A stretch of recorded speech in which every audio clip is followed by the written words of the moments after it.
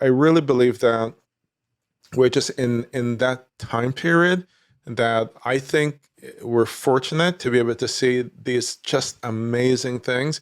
Imagine that when they first saw airplanes could fly, like, oh my God, I think someone said if God wanted us to fly, he would give us wings. Well, it doesn't have to give us wings because we are the species where our ability to invent, our ability to create, I'm not super religious, but I believe that people say, God made us in his own image.